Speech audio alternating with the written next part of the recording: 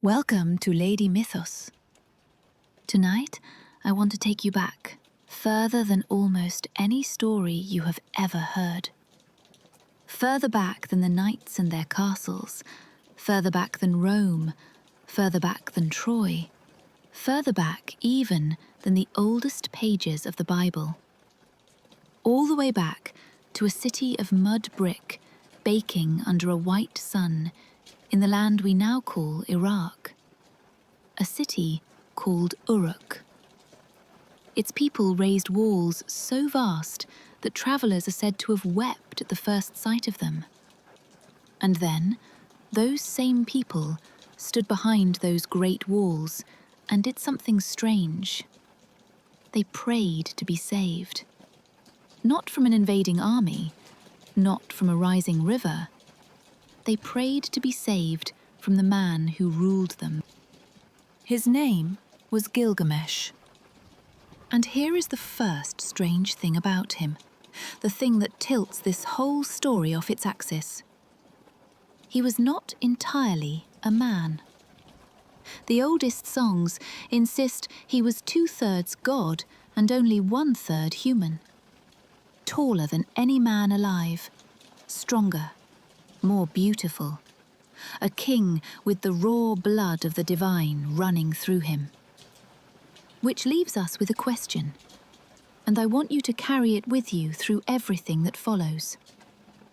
If a man is part God, if nothing on this earth can match him, or wound him, or frighten him, then what on earth could ever break him? Hold that question close, because when the answer finally comes, it is not a monster with teeth. It is not an army at the gates. It is something far smaller than that, and far crueler. Before we go on, do something small for me. If you love the stories the world has half forgotten, subscribe and settle in, because this is a long one, told the slow way these tales were always meant to be told. And tell me in the comments where you are listening from tonight. I never stop being amazed at how far these ancient words still travel. One last confession before we begin. I have told a great many myths on this channel, but this one, the oldest of them all, might just be the most human story ever written down. It was lost, you know, for the better part of 2,000 years. Buried in the ruins of a fallen library, unreadable, forgotten by the entire world, until a self-taught scholar in a museum finally cracked the strange, wedge-shaped writing and brought the oldest voice in literature back to life. We will come to that later, but keep it in mind as we go that the story you are about to hear very nearly vanished from the earth completely. So watch this king closely as we go, and keep asking yourself whether he is the hero of this story or its monster. Keep score. Chapter 1. The King Who Was 2/3 God. Picture the city first. Uruk at dawn, the greatest city in the world. Brick walls glowing rose and gold as the sun lifts over the flat Mesopotamian plain. Temples climbing toward the sky, canals threading silver between the houses. Traders, priests, farmers, soldiers, tens of thousands of people, more than had ever gathered in one place before in human history. And above all of it, the king. When Gilgamesh walked through his own streets, people looked away, not out of respect, out of fear. To understand him, you have to understand where he came from. His father, the songs say, was Lugal Banda, a former king of Uruk, remembered for a kind of quiet magic. But it was his mother who mattered most. She was Ninsun, a goddess. They called her the Wild Cow, the Great Queen, and she was famed above all for her wisdom. From her, Gilgamesh took the divine part of himself. From his mortal father, the smaller human third, that would one day undo everything. That is what people meant when they said 2/3 God. It was not a poem. It was a measurement, a boast, an explanation.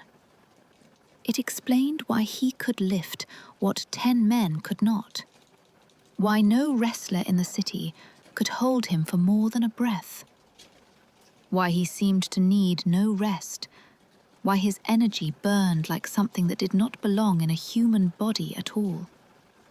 He was, by every measure his people had, perfect. And perfection, with no one to answer to, is a dangerous thing. Look at the walls again, because they matter more than anything else in this story. Gilgamesh built them, or rebuilt them, and the epic says they ran for miles, thick enough to drive a chariot along the top, studded with towers, shining with baked brick and copper. They were his pride, the one lasting thing he made. Remember them. We open on these walls, and I promise you, we will end on them too. Everything that happens between now and then is the story of a man learning what those walls are actually for. There is a detail here I have always loved, and it will matter more than you can guess by the end. In the story, those very walls are where Gilgamesh will one day carve his own tale, pressing it into stone so that it can never be lost. The oldest story in the world holds, hidden inside it, a picture of itself being written down. Now here is the part most people never hear, and it gives me chills every time. Gilgamesh may have been real, not a symbol, not a legend invented whole. On an ancient document called the Sumerian King List, which reads like a genealogy of the earliest rulers of the world, his name appears in plain writing, credited with a reign so long it can only be legend. 126 years. But the kings listed around him, men like Enmebaragesi and Aga of the city of Kish, have turned up in real inscriptions, carved in stone by real hands. And if his neighbours were flesh and blood, then most scholars now believe Gilgamesh was too. A living king of Uruk, some 4,500 years ago, who was so extraordinary that the memory of him swelled generation after generation until a man became a demigod, and a demigod became the hero of the oldest story on Earth. Think about what that means for a moment. Somewhere beneath the sands of southern Iraq, there may lie the bones of a real man whose fear and whose grief became the first great book humanity ever made. Not a god dreamed up by priests in a temple. A person who lived and loved and lost, and was so unforgettable that 4,500 years later, you and I are still sitting here saying his name. But a real king leaves a real mark on real people. And the mark this one left was not kind. Power like his never simply sits still and admires its own walls. Sooner or later, it turns and looks for something to do. And what Gilgamesh chose to do with his was about to push an entire city to its knees. Chapter 2. Uruk's Tyrant and the Cry to the Gods. There is a rhythm to living under a tyrant, and the people of Uruk knew it in their bones. Gilgamesh took whatever he wanted, whenever he wanted it, and there was no one in the world with the strength to tell him no. The young men of the city bore the worst of it in the daylight. He drove them without rest, some versions say, in endless contests and labors and games, wearing them down like a grindstone wears down iron, because his own strength never flagged, and he could not understand why theirs did. And then there were the nights. Here the old songs grow difficult, and I want to be honest with you about that, because storytellers still argue over exactly what the text is telling us. Some translations say plainly that Gilgamesh claimed the brides of Uruk on their wedding nights before their own husbands could go to them, as though it were his right as king. Other translators read the same lines more carefully and see something more veiled, a threat, a claimed privilege, a shadow the poem hints at rather than shows. What every version agrees on is the feeling underneath. This was a man who treated the people he ruled as things that belonged to him. Sons taken from fathers, brides taken from husbands, and no door in the city thick enough to keep him out. The old songs say the noise of the city's suffering rose up to heaven like smoke, day after day, until even the gods could not ignore it. A whole people, worn thin, grinding through their lives under a king who could not be reasoned with, could not be beaten, could not be escaped. If you have ever felt small and powerless in front of someone who held every card, someone whose whims you simply had to survive, then you already understand the people of Uruk better than any history book could teach you. Imagine living inside that. Imagine loving your children, your marriage, your own quiet life, and knowing that at any moment, the most powerful being who ever lived might simply reach in and take it. There was no court to appeal to, no army that could stand against a man 2/3 divine. The people had strength in numbers, but numbers meant nothing against a king who could break a champion with one hand. So they did the only thing left to them. They looked up.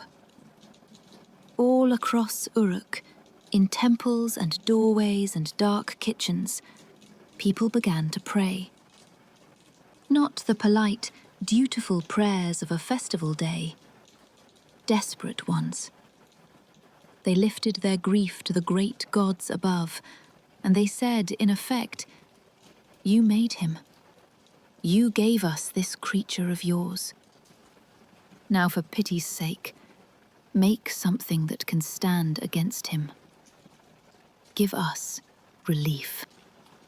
And this is the part I love, because it turns the whole story on its head. The gods heard them.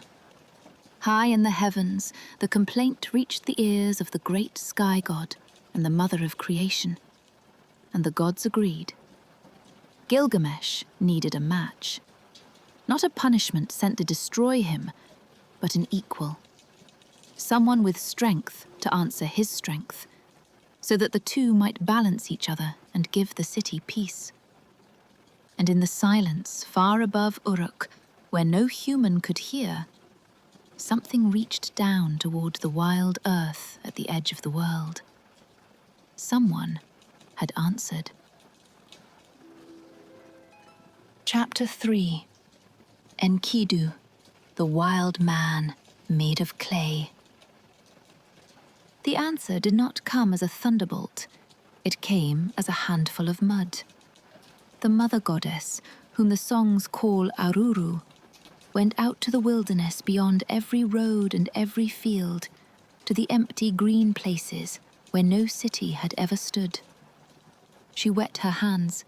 She pinched off a piece of clay, the same clay the first humans were shaped from, and she cast it out into the wild. And where it fell, a man rose up out of the earth. But calling him a man is almost a lie. His name was Enkidu, and he was human, the way a storm is water. His whole body was matted with hair. He knew no language, no fire, no roof, no name for himself. He was massive, dense with muscle, and utterly innocent of everything we would call civilization. He did not walk into the world of people. He walked into the world of animals, and the animals took him as one of their own. Picture him at a watering hole in the grey light before dawn. Gazelles pressing close around him without fear, their flanks against his. Enkidu kneeling to drink from the same pool, lifting his head with the same wariness, running with the herd when the herd bolts. He ate the grasses they ate. He learned the land the way they knew it. He was faster than a lion and stronger than a wild bull. And for a while, no human eye ever saw him at all. There is something almost heartbreaking about these first pictures of him, before the story hardens. A man with no cruelty in him at all, because no one had ever taught him cruelty. No word for mine, no word for more. No fear of dying, because no one had told him that dying was coming. He was, in his strange way, the most innocent creature in the whole epic. And that innocence was not going to last. Then one did. A trapper, a hunter, who set snares and pits at the edge of the wild, came to check his lines one morning and found his traps torn open, pits filled in with bare hands. Animals he should have caught, set loose and gone. And when he lifted his eyes across the plain, he saw why. A giant of a man, wild as the beasts, filling in the trapper's pits and freeing the trapper's prey. The hunter's blood ran cold. He had never seen anything like it, and something in him understood that this was not a thing you fought. He went home shaking to his father and told him everything. The strongest creature he had ever seen, out there in the wild, undoing his life's work, guarding the animals like a shepherd guards a flock. And his father, an old man who had lived long enough to know a few hard truths, listened and thought, and gave his son a piece of advice that would change the course of this entire story. "There is one thing on this earth," he said, "that can tame a creature that wild. One thing that can pull him out of the herd and out of the wilderness and turn him toward the world of men." And it was not a net. It was not a spear. It was not any weapon at all. Chapter 4. Shamhat and the Taming of the Beast. The old man's answer was a woman. Not a warrior, not a trap. A woman named Shamhat, from the temple of the great goddess of love in Uruk. A woman whose power was the oldest and most human power there is. The plan was simple and strange, and it tells you almost everything about how these ancient people understood what it means to become a person. Send her out to the watering hole.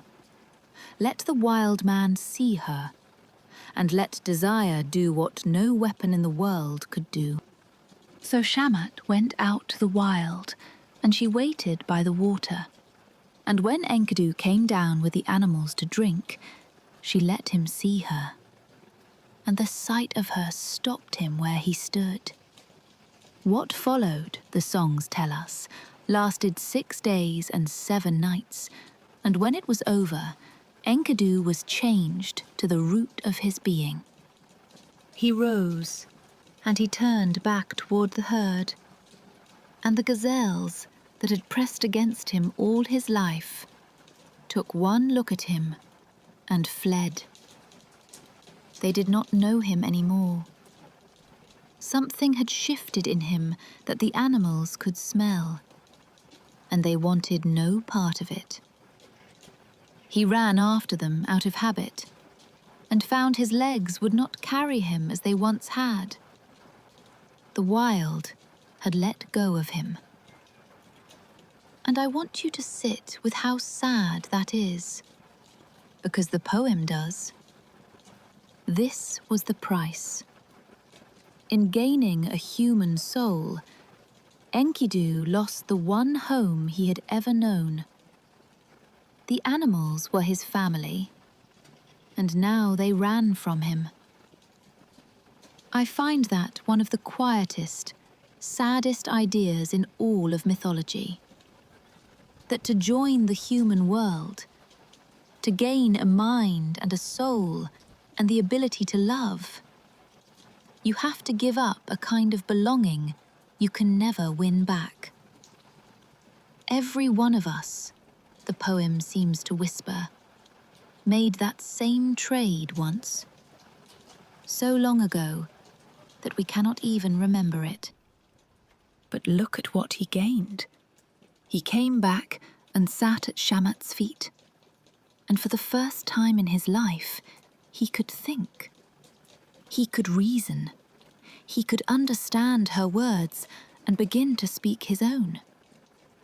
She led him to a shepherd's camp, and there they set food in front of him, bread and jugs of beer, and he stared at them because he had no idea what they were. He had only ever suckled the milk of wild things, and gently she showed him. Eat the bread, she told him. Drink the beer. He ate, and he drank, 7 jugs of it, and something loosened in him, and he grew merry and light. They washed the wildness from his skin, and rubbed him with oil, and dressed him in proper clothes.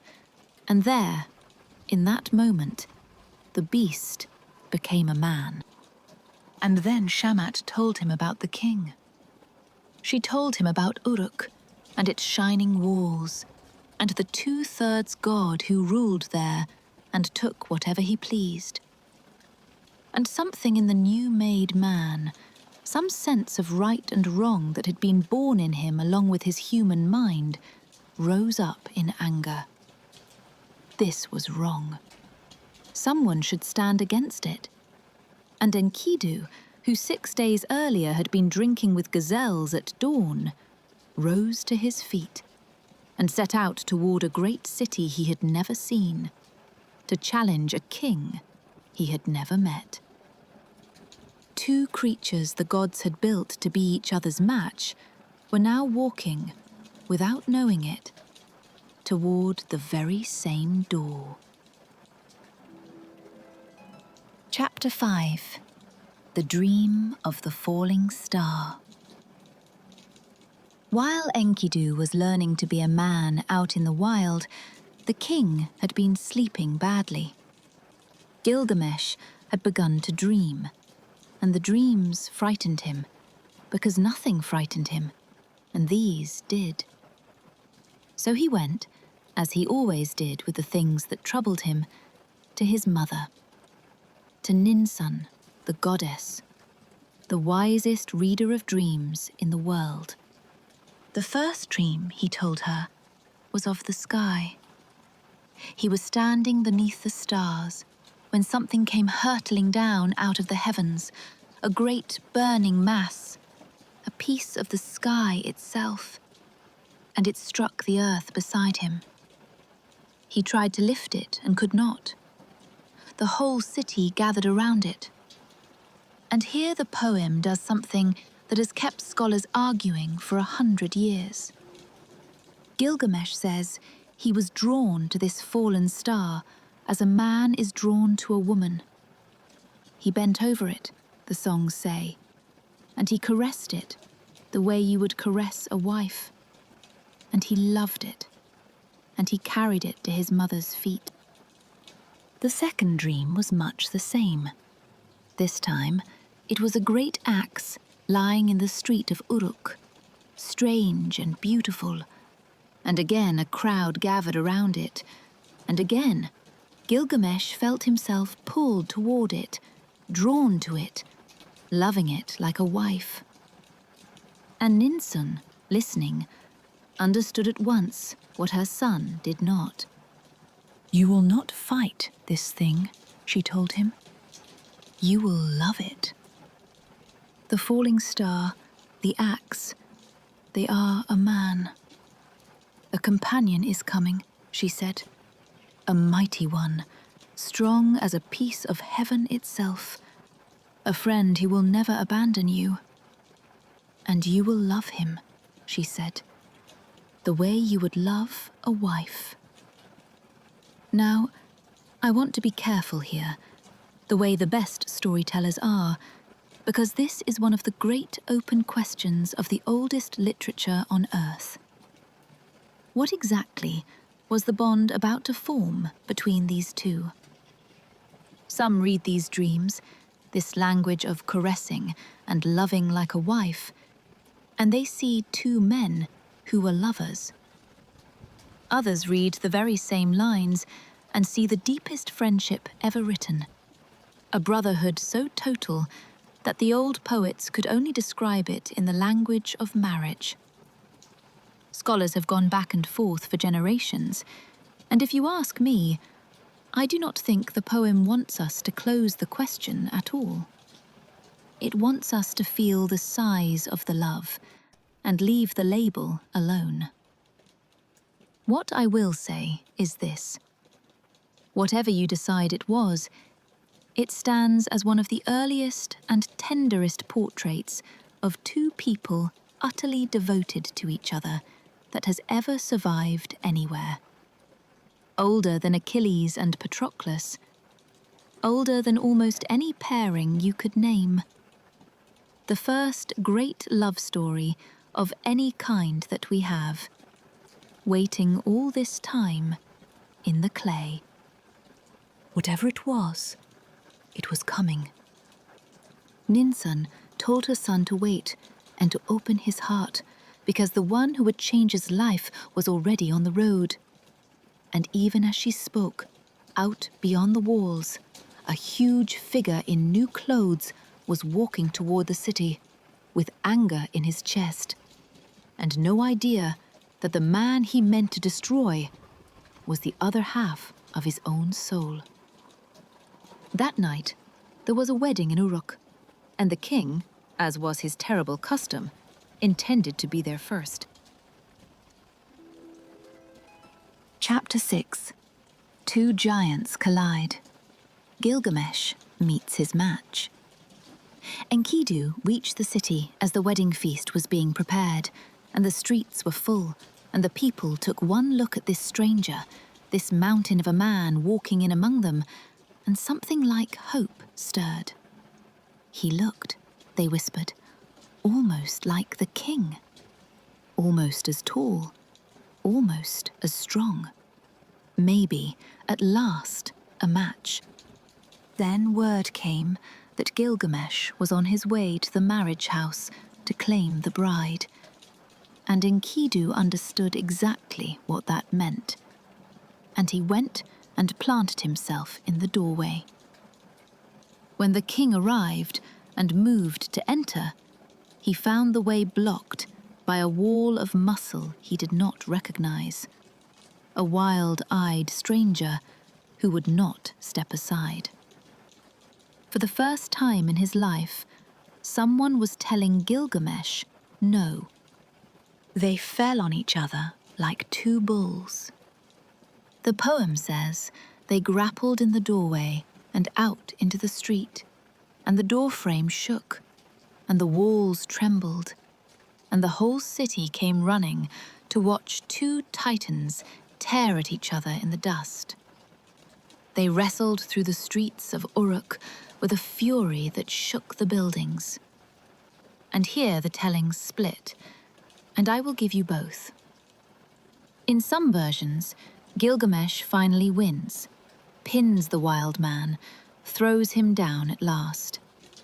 In others, the two are so evenly matched that the fight simply burns itself out, neither able to beat the other, and they break apart, gasping.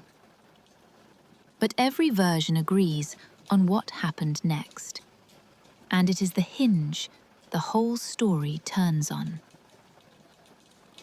They stopped. They looked at each other, chests heaving, and instead of hatred, something else rose up. Recognition. Respect. Here, finally, was someone who could stand toe-to-toe with a two-thirds god and not break. Gilgamesh had spent his whole life above everyone, untouchable, alone at the top of the world. And now, bleeding and laughing in the street, he was looking at an equal. The rage drained out of both of them, and they embraced. And from that moment, they were inseparable. The tyrant had found the one thing his power had never been able to give him: a friend. And there is a lesson buried in that fight worth pausing on. Gilgamesh did not become better because someone lectured him, or shamed him, or crushed him from above. He changed because, for the first time in his life, he met someone he could not tower over. Someone who stood level with him and looked him dead in the eye. Sometimes that is the only thing that ever reaches a person who has never once been told no. Not a punishment, an equal. And for a while, that was enough. The taking stopped. The city breathed. Gilgamesh had someone to match him at last, and the two of them were happy. But happiness, for a man like Gilgamesh, is a restless thing. Somewhere underneath the joy, an old hunger began to stir again. Quieter now, but sharper. It was not for a woman, or a throne, or gold. It was the oldest hunger a powerful man knows: the terror of being forgotten. He wanted his name to outlast his body. He wanted glory that would never die. And he had just found the perfect companion to go and win it with, whatever it cost. He knew exactly where to go looking. And it was the last place on earth a wise man would choose. Chapter 7. Into the Cedar Forest. The hunt for Humbaba. Far to the west, beyond the edges of the known world, there was a forest of cedars. Not a forest like any you have walked in. This one was sacred. A domain of the gods themselves, its trees older than kingdoms, rising into the clouds, dark and green and endless. And the air inside it hummed with something holy and dangerous.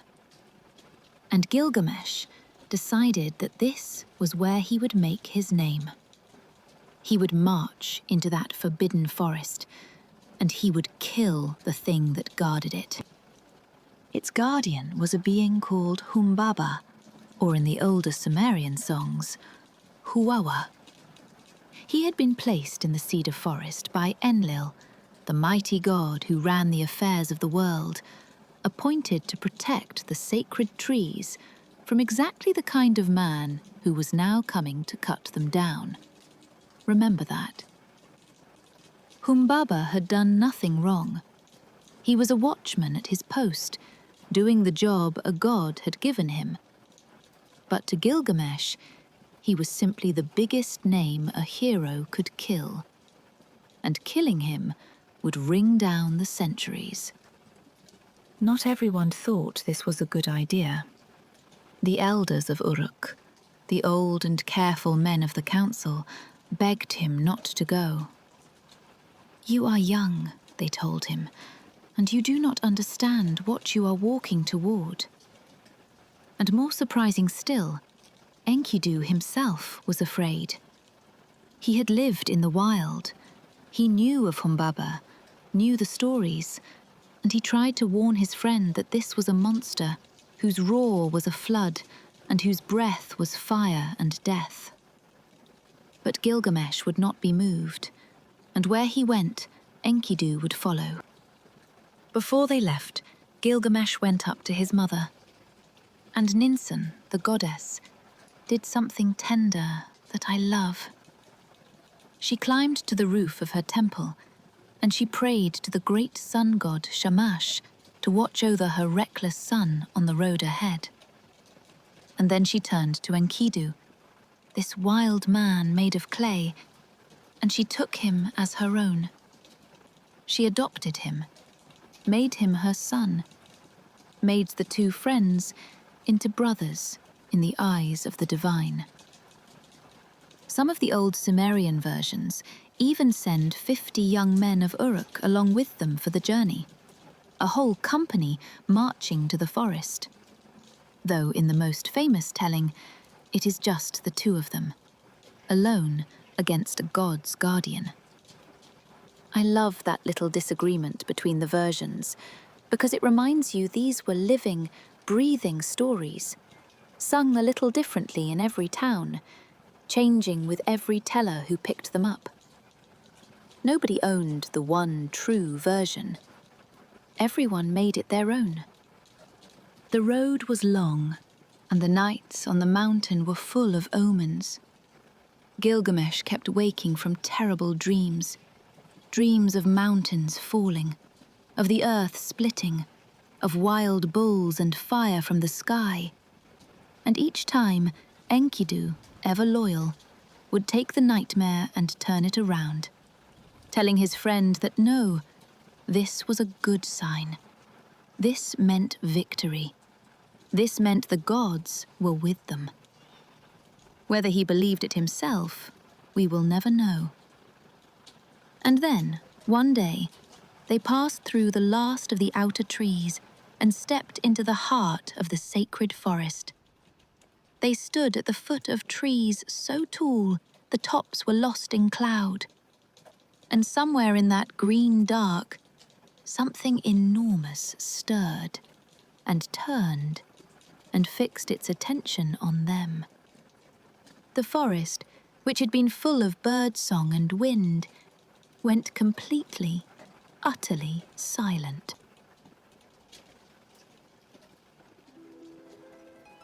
Chapter 8. The Monster Who Begged for Mercy. Then Humbaba showed himself, and he was terrible.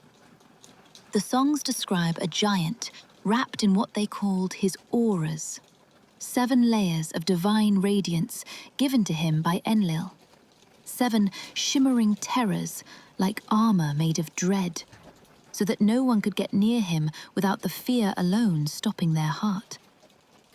His face, in the old images, was a coil of writhing lines, like a mask made of tangled entrails, the most frightening thing the ancient artists could imagine. He was a wall of holy fury, and he wanted to know who dared come armed into his forest, and understand what the two of them were really facing. Not some mindless beast to be put down, but an officer of heaven. Terrifying precisely because he was in the right. Every roar out of him carried the weight of a god's own command behind it. To kill him would not be a victory over evil. It would be a trespass against the order of the world itself. and somewhere deep down, both men surely knew it. For all their courage, the two friends were badly overmatched, and they knew it. What saved them was not their strength. It was a promise from the sky. The sun god Shamash, keeping the vow he had made to a mother on a rooftop, sent his winds. 13 great winds came howling down out of the heavens, and they seized Humbaba where he stood, pinning him, blinding him, holding the giant fast so that he could not move to strike. In some of the oldest tellings, Gilgamesh even tricks him, coaxing the guardian into giving up his 7 auras one at a time, trading away each layer of his own protection in exchange for gifts and promises, until at last the great watchman stood stripped and defenseless before them. And then Humbaba did something that turns this whole heroic adventure into something much darker and much sadder. He begged. Held fast by the winds, this appointed guardian, this creature who had only ever done the duty a god assigned him, pleaded for his life. He offered them the cedars. He offered them service. He called out for mercy. And Gilgamesh, to his credit, hesitated. Something in the great king wavered, and for a moment he was inclined to let the guardian live. It was Enkidu who ended it. The gentle one. The wild man, tamed by kindness. The friend born to balance the tyrant. He was the one who hardened his heart and told Gilgamesh to finish it. Do not listen to him, he urged. Do not let him go, or we will never leave this forest alive. And so they did what they had come to do. They struck down the guardian of the sacred forest, and they cut into the ancient cedars, felling the great trees that a god had set Humbaba to protect. Now sit with that for a moment, because I think it is the beating heart of this chapter, and most retellings rush right past it. Who was the monster here? 2 glory-hungry men march uninvited into a holy place, overpower a watchman with divine help, ignore his pleas for mercy, kill him, and clear-cut a forest that was never theirs. Some tellings play it straight, as a great heroic victory. But many who read it closely see something else entirely. A crime dressed up as a triumph. And heroes we are not sure we should be cheering for at all. The poem, I think, wants us uneasy. And far above them, in his high place, the god Enlil felt his guardian die and his sacred trees fall, and a cold fury settled over him. He took Humbaba's 7 radiances and scattered them, giving them away to the rivers and the reed beds and the lions and the earth. The heroes did not notice. They lifted the monster's head like a trophy and turned for home, glowing with victory, with no idea at all that a god had just begun, very quietly, to decide the price they were going to pay. Chapter 9. Ishtar's Proposal and the Bull of Heaven. They came home to Uruk as conquerors. Gilgamesh washed away the grime of the road, threw off his filthy gear, and put on his royal robes, and he was magnificent. A hero crowned in glory, the most dazzling man in all the world. And someone was watching. From her high temple, the great goddess of love and war looked down at Gilgamesh in his splendor, and she wanted him. Her name was Ishtar, though you may know her by her older Sumerian name, Inanna, the most powerful and most dangerous goddess in all of Mesopotamia. If you want to know her whole story, she has one of her own on this channel, and there is a card you can tap for it once we are finished here. But tonight, she comes to make an offer. Ishtar came to Gilgamesh and proposed to him directly. "Be my husband," she said. "Be my lover, and I will give you everything. A chariot of gold, kings kneeling at your feet, wealth beyond counting." It was the kind of offer no mortal was ever supposed to refuse. And Gilgamesh refused it. Not gently, either. He threw her own history in her face. "Look at what happens," he said, "to the men you love." And he went down a list. There was Dumuzi, the shepherd, the great love of her youth, whom she sent down into the underworld to suffer year after year. And if you have watched her story on this channel, you know exactly how that ended, and how heavy that name still hangs. There was a bird whose wing she broke, a lion she trapped in pits, a stallion she drove to exhaustion and then cursed, a shepherd she turned into a wolf, hunted by his own dogs, a gardener, a man named Ishalanu, who refused her once and whom she turned into a creature of the mud for the insult. Every man who ever loved you, Gilgamesh told the goddess of love, ended broken, or cursed, or dead. And I will not be the next. It is one of the boldest speeches a mortal ever makes in the whole of myth. And there is a real thrill to it. This single human being staring down the goddess of desire herself and telling her the plain truth about the wreckage she leaves behind her. But truth spoken to power always has a price. And a goddess of love, once she is scorned, has another face. She is also a goddess of war. No one speaks to a goddess like that.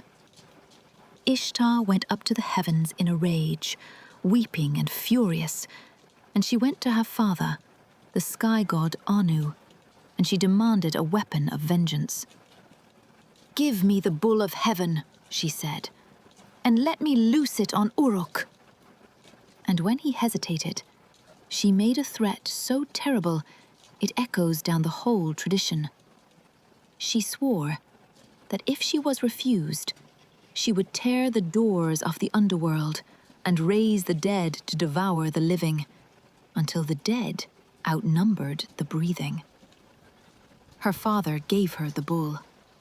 The bull of heaven came down, and it was catastrophe walking.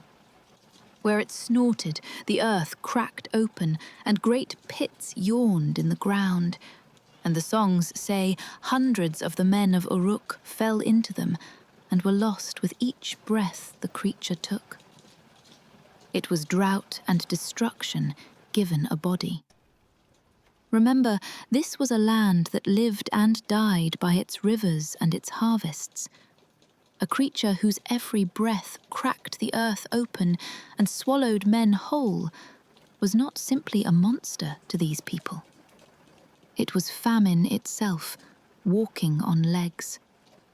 It was the very thing they feared most in all the world, loosed on their streets to punish one proud man.